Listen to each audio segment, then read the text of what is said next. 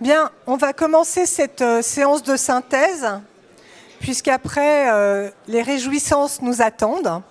Mais on va d'abord se réjouir d'entendre des personnalités très intéressantes sur la filière alimentaire.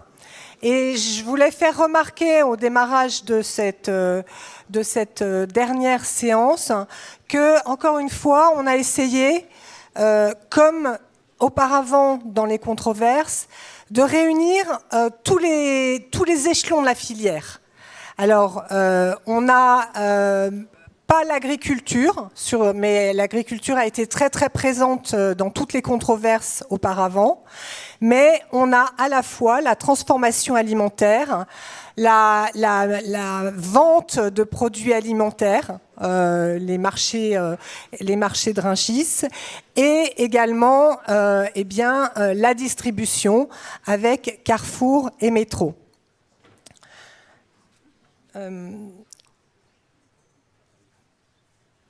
Donc chaque intervenant, à la lumière de son activité et par rapport à ce qu'il a entendu ce matin, va revenir sur ce que représente la souveraineté alimentaire, ou l'un de ces axes que nous avons déclinés au long des controverses, pour dresser finalement une conclusion à cette matinée. Alors j'appelle d'abord Alexandre de Palmas, directeur exécutif de Carrefour France.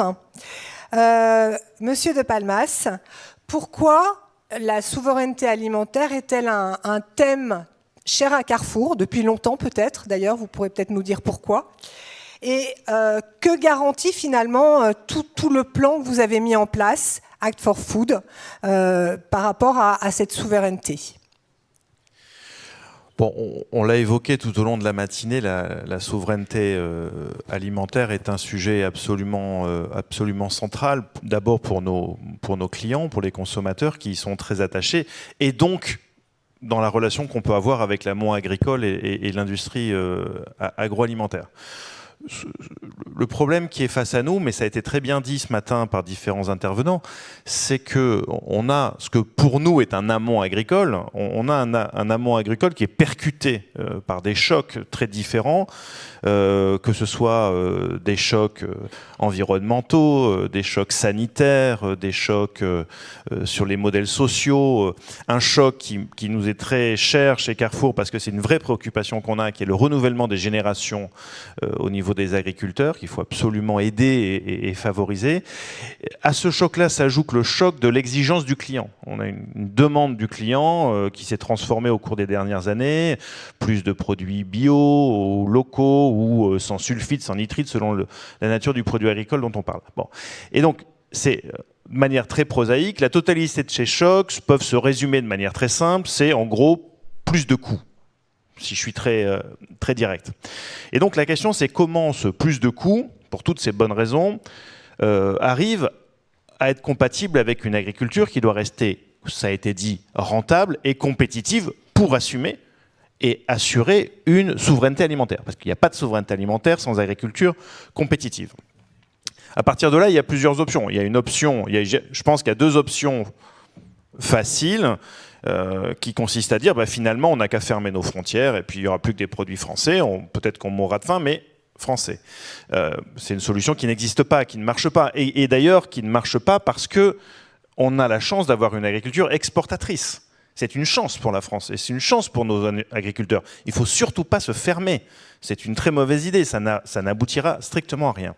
Il y a une deuxième solution qui est tout aussi caricaturale finalement, qui est de dire finalement on met ça dans le prix et le consommateur paiera. C'est faux. C'est faux et on le voit. C'est-à-dire qu'on voit déjà que certaines inflations de produits transforment profondément le comportement du consommateur. On voit l'évolution de la consommation de poissons, malheureusement.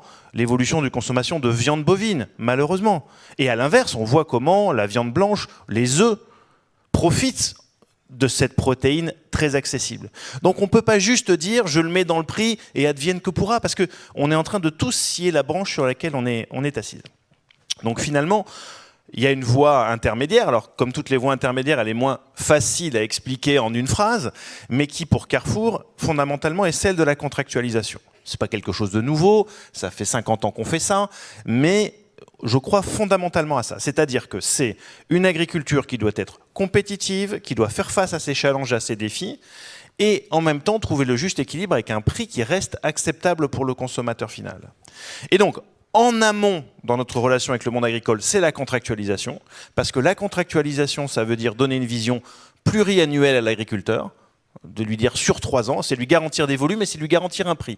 C'est ce qui lui permet d'investir, de moderniser, d'améliorer ses conditions de travail, de décarboner et de faire face à tous les défis dont on parle. Et puis en aval avec nos clients, on a 21 millions de clients, en aval c'est le travail de la pédagogie et de l'information sur ce qu'apporte l'agriculture française et la souveraineté alimentaire. Donc c'est un travail sur le packaging, ça a été évoqué, sur les labels qu'on doit mettre en avant. Attention, pas trop. Quand je vois des packagings avec 5, 6, 7 labels, on perd le client, on perd le consommateur. Restons simples, restons sur l'essentiel. Donc la pédagogie, l'explication, ça veut dire mettre nos politiques commerciales, que vous connaissez tous, en cohérence avec ça. C'est-à-dire qu'aujourd'hui, quand je propose de faire une réduction de prix, je vous rassure à ma charge, sur les fruits et légumes français, c'est mettre en cohérence notre politique commerciale avec notre engagement de favoriser la souveraineté alimentaire. Quand le Club Carrefour, c'est-à-dire le programme, vous avez, et je les remercie d'avoir participé ce matin, les consommateurs engagés du Club Carrefour, quand le Club Carrefour propose des réductions sur les produits bio, c'est un moyen d'être cohérent commercialement avec ce que l'on défend comme souveraineté alimentaire. Donc, il faut faire de la pédagogie avec les consommateurs, il faut faire de l'information. Je reste à ma place, je ne suis pas à l'Éducation nationale, je suis à ma place. Je donne des informations, mais surtout, je laisse le choix. Ça, c'est quelque chose qui est important. Je ne suis pas donneur de leçons, je ne suis pas professeur de morale. Si un de mes clients a envie d'acheter un produit qui n'est pas français ou un produit qui est Nutri-Score Z, il est en droit de le faire. Je ne suis pas là pour lui imposer quoi que ce soit. Je suis là pour lui donner le choix. Ça veut dire que chez Carrefour, ma responsabilité, c'est que des produits français, il y en aura toujours et à des prix accessibles. Parce que notre raison d'être, c'est ce qu'on appelle la transition alimentaire pour tous, et le pour tous est très important, c'est la capacité d'accessibilité des produits de qualité, des produits sains, et provenant de l'agriculture française. Voilà, donc c'est cette voie médiane qu'on pousse, celle de la contractualisation en amont, de la pédagogie et du choix en aval. C'est moins facile que de dire fermons tout ou mettons tout dans les prix, mais je pense que c'est la seule voie vraiment durable pour assurer une souveraineté alimentaire dans la durée. Merci, je reviendrai vers vous avec une seconde question tout à l'heure. Monsieur Pelletier, vous êtes directeur général de Métro France. On est ravis de vous accueillir et la question que je vous poserai, elle est un petit peu bateau, mais elle va nous permettre de bien comprendre comment fonctionne Métro. Qu'est-ce que vous faites chez Métro qui garantit notre souveraineté alimentaire ? Alors d'abord, merci pour l'invitation. C'est la première fois que je viens à ce forum et je dois dire que c'est vraiment passionnant. Il y a vraiment beaucoup de fond, des vrais partis pris. Et je pense vraiment que ça va faire avancer les choses. Donc, beaucoup de choses ont été dites par Alexandre de Palmas. Métro, ce qu'il faut savoir, c'est que nos clients, ce sont l'ensemble des métiers de bouche. Donc, il y a un intermédiaire entre le client final, qui doit faire des choix lui aussi, lorsqu'il va en restaurant, lorsqu'il va dans une boulangerie, lorsqu'il va dans une boucherie, lorsqu'il va chez un primeur. Donc lui-même doit faire des choix. Et nous, on travaille avec ces intermédiaires, ces 400 000, on a 400 000 clients des métiers de bouche. Et justement, comme Carrefour, on a une raison d'être. Notre raison d'être, c'est de permettre à nos clients de faire les bons choix pour se retrouver autour du bien manger. C'est-à-dire qu'il y a bien sûr le consommateur final qui doit faire ses choix, mais nous, on a un intermédiaire, et donc nous, notre rôle, comme Carrefour avec ses clients, c'est de lui permettre de faire les bons choix. Et pour répondre à votre question, on le fait de 3 façons. La première chose, c'est de mobiliser l'ensemble des filières, l'ensemble des acteurs autour de cet enjeu de la souveraineté alimentaire. Et à ce titre, on a, pour la première fois, créé la charte Origine France, qui permettait à des acteurs qui ne se parlent jamais de travailler ensemble pour monter effectivement la part des produits d'origine France dans la restauration. Parce que comme le disait Sébastien Winsor ce matin, contrairement à la grande distribution, en restauration, l'énorme majorité des produits cuisinés sont de l'import. Oui. Et donc on a créé cette charte qui met en lien les acteurs de l'agriculture, donc la FNSEA, les jeunes agriculteurs notamment qui étaient là aujourd'hui, avec les industriels, donc on a l'ANIA et la FEF notamment, qui sont signataires de cette charte.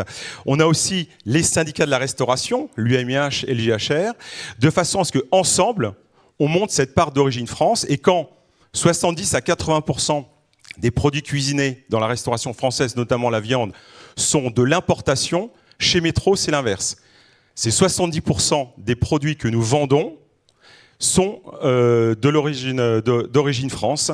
Donc ça, c'est une première chose. On amène tous ces acteurs à travailler ensemble. Et donc, on est pédagogue, notamment avec les industriels, avec les coopératives agricoles, pour qu'ils puissent façonner, travailler des produits d'origine France qui soient en adéquation avec les besoins de nos clients. La deuxième chose, Alexandre l'a dit, donc je ne vais pas revenir dessus, c'est la contractualisation. Et ça, c'est très important, c'est donner de la visibilité. Et on a parlé beaucoup de lait aujourd'hui. Sur le lait Métro Chef, donc le lait à notre marque, il y a tout un cahier des charges. En termes de rémunération notamment, et notamment Nicolas Chaban de C'est qui le patron était étonné, on rémunère mieux les agriculteurs chez Métro que C'est qui le patron. Et la dernière chose, mobiliser la restauration en tant que telle. On a créé une communauté qui s'appelle J'aime cuisiner français. Et en fait, c'est plus de 1200 restaurateurs dans toute la France qui prônent bien sûr le fait d'utiliser des ingrédients d'origine France dans leur restauration et qui amènent leurs pairs à le faire et qui sont vraiment, je dirais, les héros, les porte-paroles. Là encore, pas pour que ce soit 100%, parce qu'on n'est pas fermé. Il y a de la diversité dans la restauration, donc forcément, il y a des restaurations qui viennent de partout. Il y a des restaurateurs français qui mettent un peu de japonais, un peu d'italien, et là, il faut qu'il y ait un peu le choix. Merci beaucoup. Stéphane Layani, vous êtes président-directeur général du marché de Cemaris, président de la Cemaris, voilà. J'attendais la slide. Je suis président de Rungis, oui. Voilà, président de Rungis, c'est plus simple. Excusez-moi. Et donc, on aimerait vous entendre pour savoir comment un grand marché comme celui-là peut lui aussi jouer un rôle dans notre souveraineté alimentaire et même la garantir. Florence, d'abord, je dois dire que les deux interlocuteurs précédents, Alexandre et Pascal, ont extrêmement bien parlé. Mais je voudrais un peu définir le concept. C'est quoi la souveraineté alimentaire ? Il y a des couronnes partout, on n'est pas le 6 janvier, donc la souveraineté, c'est ne pas dépendre.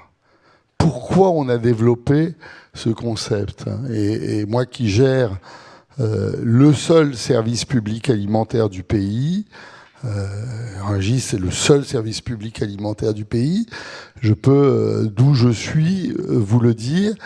On l'a développé parce que pendant le Covid, on était inquiet des chaînes de distribution et de la capacité que nous avions à sortir les produits des champs, à les importer et à nourrir les gens, la ville. Alexandre, il nourrit 21 millions de personnes. Moi, j'en nourris que 18. Mais dans des régions qui sont extrêmement concentrées. Et donc, en fait, la souveraineté alimentaire, ça n'est pas le chauvinisme alimentaire.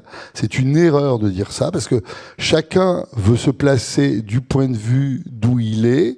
Ça n'est pas choisir par principe le nationalisme alimentaire, c'est ne pas dépendre. Et ne pas dépendre, évidemment, ça demande une forme de réveil alimentaire qui porte sur deux points principaux.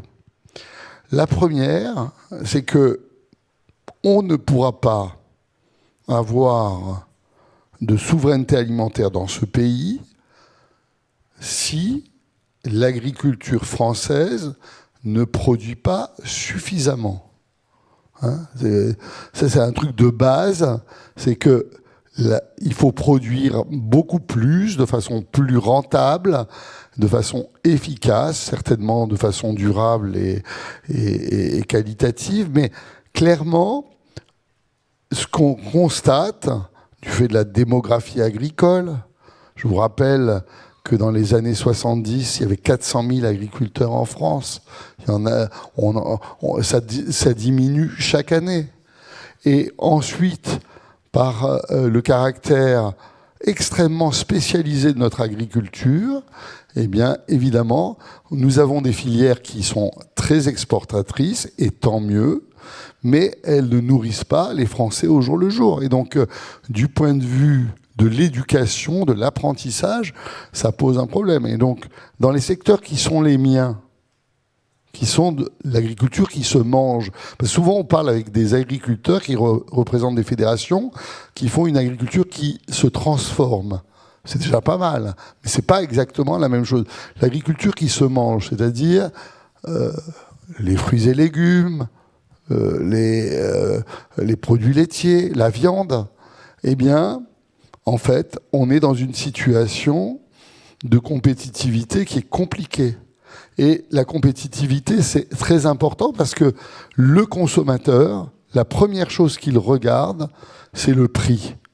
Et donc ça, c'est le premier point. Et deuxième point, on ne peut pas faire que la France n'est pas un pays du Sud.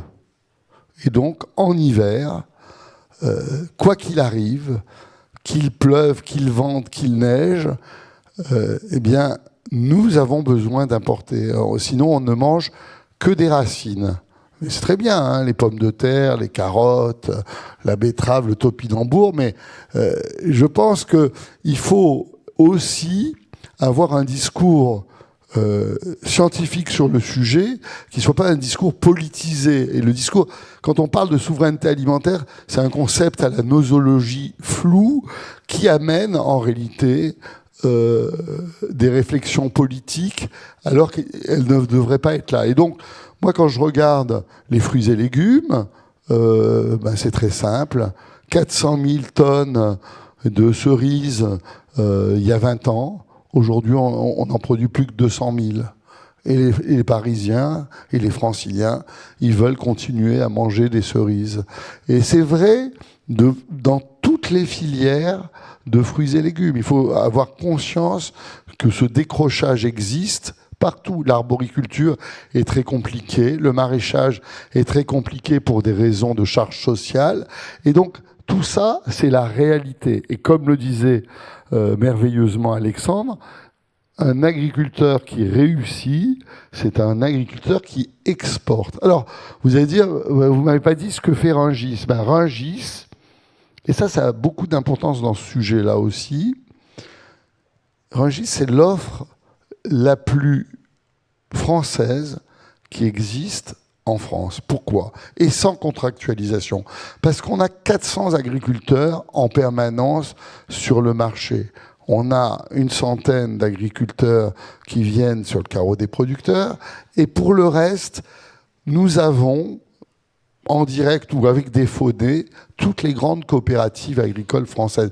Et donc la réalité, c'est qu'on met en valeur les produits français, et quand l'offre est importante, eh bien on la retrouve chez Métro, dans la restauration, et ça permet en fait de défendre la souveraineté alimentaire. Alors on va aller plus loin, parce que nous allons, je termine, chère Florence, nous allons inaugurer, certainement en mai ou en juin, le pavillon de la souveraineté alimentaire, où toutes les régions françaises seront représentées avec des acteurs coopératifs ou industriels, de façon à montrer que l'offre existe, l'offre française existe, il faut la développer, mais vous ne pourrez pas le faire si on n'aide pas, si on ne soutient pas l'agriculture française et si on ne lui met pas des bâtons dans les roues avec des règles qui sont de plus en plus compliquées. Et d'autre part, évidemment, il y a l'éducation du consommateur. C'est très important. C'est qu'à l'autre bout de la chaîne,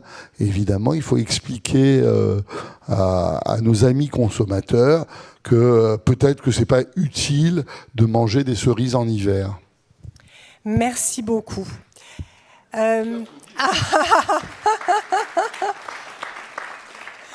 Alors, comme le temps tourne, en 2 minutes chacun, je vais vous reposer une petite question avant de donner la conclusion à Emmanuel Vasnex. Monsieur de Palmas, sans polémique, où placez-vous les limites de la souveraineté alimentaire pour Carrefour ? Les limites, encore une fois, la souveraineté alimentaire, si on veut que ce ne soit pas à court terme, un coup d'éclat, mais que ce soit quelque chose qui s'inscrive dans la durée, sur lequel l'amont agricole puisse construire sa décarbonation, construire le changement de génération, installer dans de bonnes conditions de travail et de rémunération les futurs agriculteurs, ça doit se faire, ça doit se construire dans le temps. Donc pour moi, la souveraineté alimentaire nécessite ce temps, nécessite cette visibilité, et donc la limite, j'allais dire, par rapport à ça, ce serait de raisonner uniquement à court terme. C'est qu'est-ce qui se passe demain matin ? Je veux une augmentation ou un truc demain, alors que le sujet sur le fond, il est de construire dans la durée, d'assurer la rentabilité nécessaire du monde agricole et de donner le temps de faire la pédagogie aux clients. Mais le facteur temps ne doit pas être sous-estimé. Rien de sérieux ne peut se faire à très court terme. Merci beaucoup. Monsieur Pelletier, qui décide quand il achète ? On fait référence à la controverse numéro 3. Qui décide vraiment quand il achète ? Oui, alors là, j'ai pris quelques notes parce que, bien sûr, j'étais à la conférence et notamment Barbara Gross, je vois, voilà, là-bas, qui nous a mis au défi, distributeurs et industriels de l'agroalimentaire, de donner aux consommateurs la capacité de choisir les bons produits. Puisque finalement, aujourd'hui, la polémique portait sur le fait que les consommateurs, finalement, ils n'ont pas le choix, ils n'ont pas le temps, et ils se font imposer effectivement ces choix. Moi, je suis convaincu que il y a l'éducation. Et je ne suis pas un spécialiste d'éducation, mais effectivement, on a signé une tribune avec Arnaud Rousseau, donc le président de la FNSEA, et Thierry Marx, le président du syndicat UMIH de la restauration, qui portait sur plusieurs points. Le premier point, effectivement, c'était sur l'éducation. Moi, je suis persuadé que si, à côté des cours de musique, de mathématiques, de gym, il y a des cours sur l'alimentation, sur les produits, sur comment se faire plaisir, bien cuisiner chez soi des produits sains et bien sûr d'origine France, locaux, etc.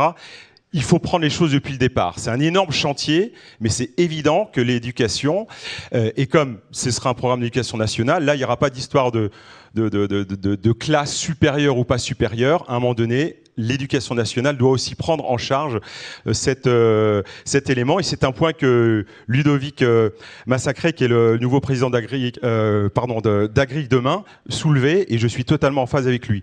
La deuxième chose, c'est que je pense que la restauration, les restaurateurs ont leur rôle à jouer.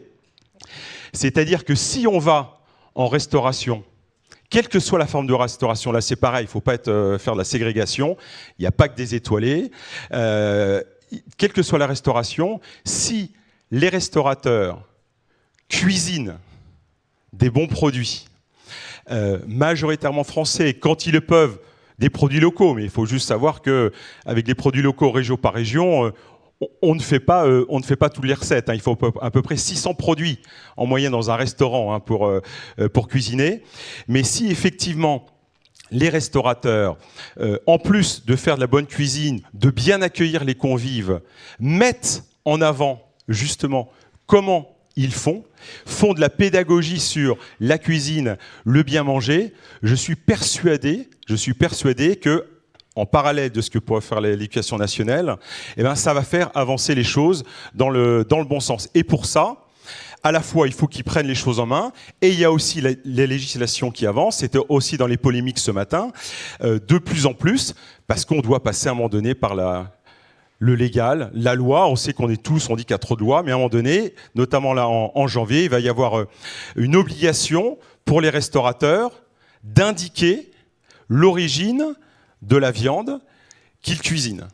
Et ça va sans doute petit à petit s'étendre à d'autres catégories. Mais voilà, moi je suis persuadé que la restauration, et je suis sûr que Stéphane sera d'accord avec moi, a son rôle à jouer.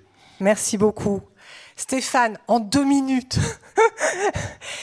vous aussi, de votre côté, qui décide Est-ce que le consommateur décide Est-ce que c'est le marché qui propose qui décide Qui décide ce qu'on mange Pardon. Non, mais je crois que c'est une question assez simple. Et il faut remettre l'église au milieu du village sur ce sujet. C'est le consommateur qui décide. Les gens sont libres. Et donc, quand ils vont chez le primeur, ils peuvent choisir. Donc ça, c'est acte 1. Acte 2, maintenant, c'est plus complexe. Mais vous ne voulez pas le savoir, puisque vous me dites qu'il faut que je sois court. Si, j'ai très très envie de le savoir. Alors, c'est plus complexe parce qu'en fait, il y a plusieurs marchés. Il y a le marché du consommateur qui cuisine à la maison. Il y a le marché de la restauration. Il y a le marché de la restauration collective. Il y a le marché des touristes, des hôtels. Et puis, il y a le marché du commerce électronique. Et en fait, ces marchés-là, ils ne se comportent pas de la même manière. Et en réalité, moi je dis que si on veut orienter l'alimentation des Français sur une certaine souveraineté alimentaire, bien sûr, ce que dit Pascal est excellent. J'ajoute que la restauration collective a un rôle déterminant. C'est-à-dire que, évidemment, si on veut qu'il y ait un apprentissage à une certaine qualité, à une certaine traçabilité, à une certaine responsabilité, il faut évidemment que les produits qui sont proposés dans les EHPAD, dans les cantines scolaires, dans les prisons, dans les aéroports, soient plus français. Et donc ça, c'est un premier sujet. Le deuxième sujet, c'est que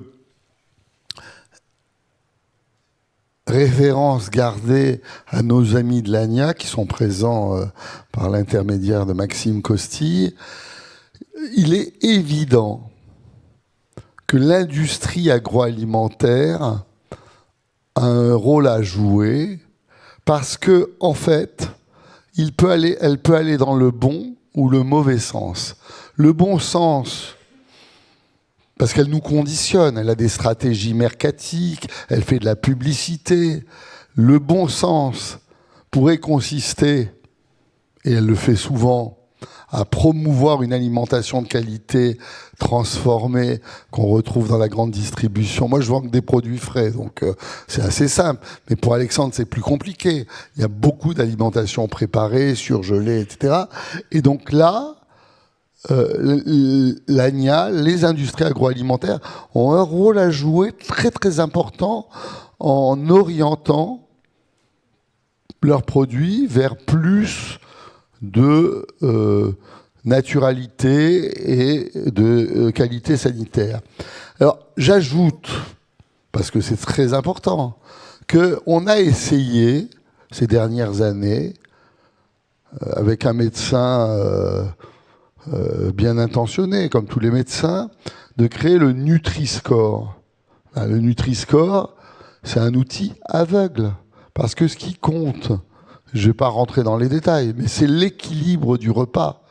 C'est l'équilibre de l'alimentation au cours d'un mois. C'est pas produit par produit qu'on peut décider si cette alimentation est saine ou malsaine. Et en plus, si on reste avec l'idée du Nutri-Score, ben alors on va se priver des bonnes choses, du comté, du foie gras, des choses essentielles au terroir que nous respectons et que nous aimons. Et donc, ce que je veux vous dire pour être simple, le consommateur décide, mais il est conditionné. Merci beaucoup. Merci. On pourrait parler pendant des heures de ce que vous venez de dire et en débattre sur le Nutri-Score notamment, mais on n'a pas le temps, c'est dommage.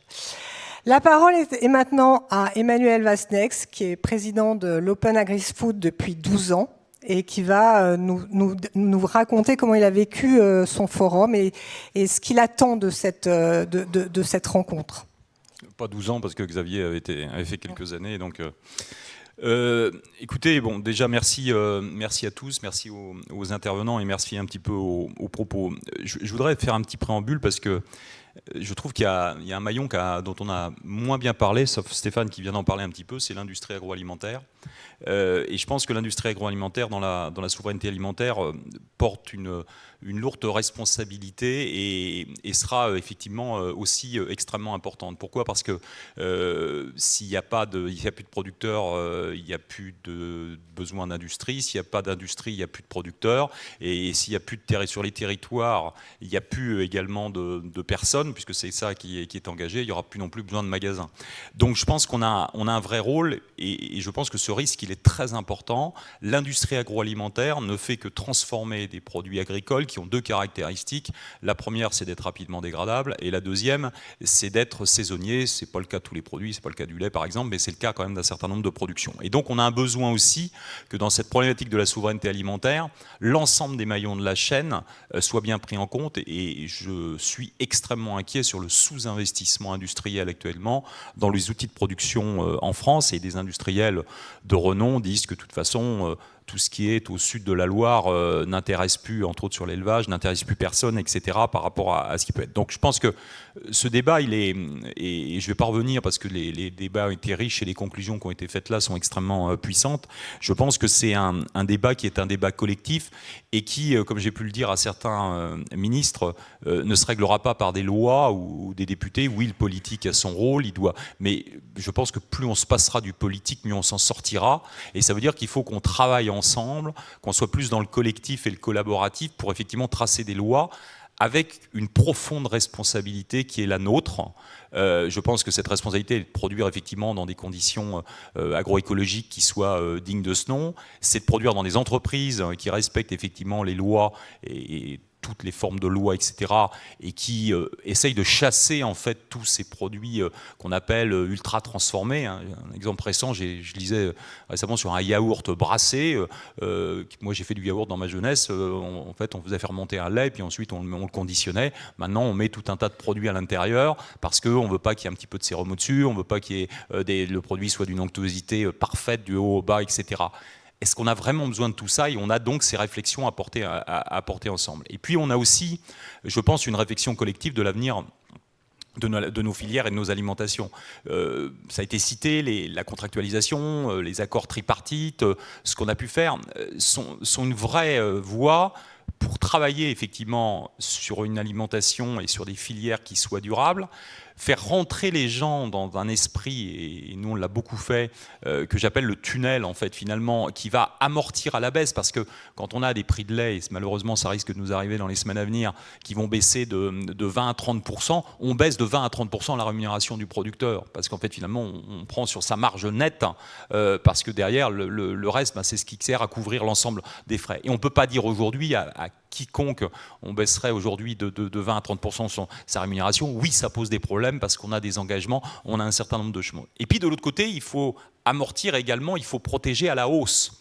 Et on voit trop dans ce marché international des spéculations qui sont faites. Et ces spéculations, elles ne se font pas pour des augmentations de plus ou moins 10%. Elles sont 1% à la hausse. On l'a vécu, un exemple concret sur le beurre cette année, où on avait une pseudo-pénurie de beurre de 1 ou 2%. Les prix sont montés jusqu'à 10 000 € de la tonne. Et le beurre est passé avec un manque de 1 à 2, un surplus de 1 à 2%. Et le beurre est maintenant à 5 000 € de la tonne.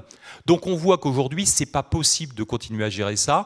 pour le producteur, pour le transformateur et le distributeur qui ont aussi leur marge à garantir s'ils veulent continuer à investir, à développer et à anticiper un certain nombre de choses, mais également pour le consommateur, puisque Alexandre l'a très bien dit, le consommateur aujourd'hui répercute en fait finalement sur son acte d'achat ce qui lui répercute sur son prix. Et on a des exemples concrets. J'ai un exemple, le jus d'orange par exemple. Le jus d'orange a été multiplié par 2,5 en l'espace de 3 ans pour des raisons pénuriques, et on voit qu'aujourd'hui la consommation baisse de 20% tous les ans, et les gens se détournent de ça pour aller vers des produits qui sont beaucoup moins vertueux en termes de consommation, et avec derrière tout un tas de sujets, la surconsommation de sucre, de l'obésité, le diabète, un certain nombre de choses.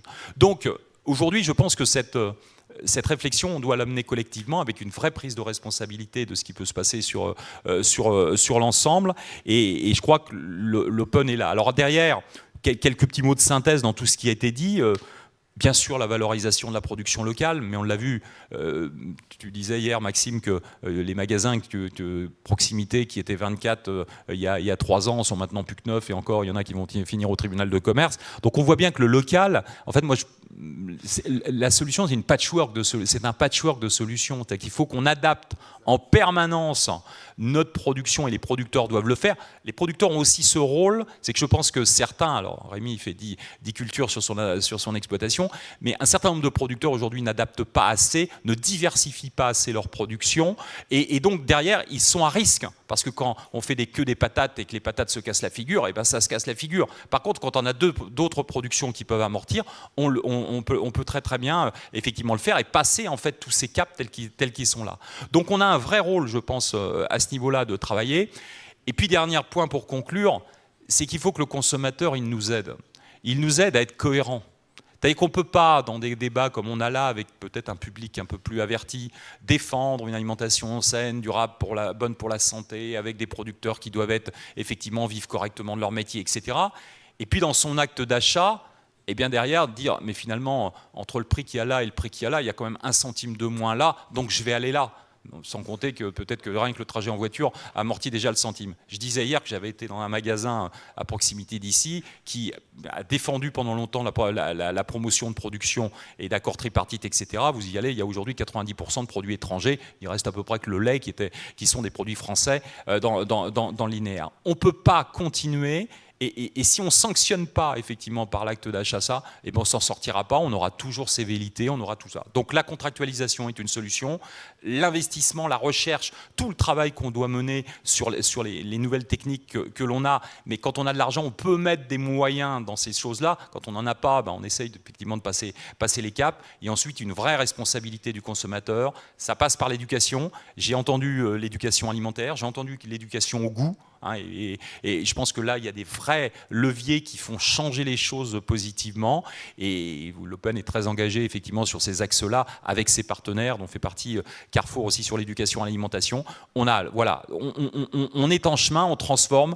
Et dernier point, je pense qu'on a un rôle, nous Français, qui sommes quand même l'emblème de la gastronomie mondiale, qui avons sûrement les meilleurs produits agricoles, sûrement les meilleures industries de transformation agricole et dans leur complexité, leur diversité, etc. Par rapport à ça, on a un rôle de montrer l'exemple. Et donc on a un rôle de tracer certains chemins. C'est compliqué, c'est des fois difficile, mais si on veut demain rivaliser avec les Ukrainiens ou avec les Russes, parce qu'ils reviendront sur le marché, on n'y arrivera pas. Donc on doit travailler cette diversité et on doit continuer à le faire, et on doit le faire ensemble. Oui, il y a des entreprises qui n'ont qu'un rêve, c'est la politique de la terre brûlée où ils sont tout seuls, mais nous, on a ce rêve de travailler ensemble et de cultiver sur cette diversité. Voilà ce que je voulais vous dire en quelques mots pour essayer de synthétiser ce qui a été dit ce matin. Thank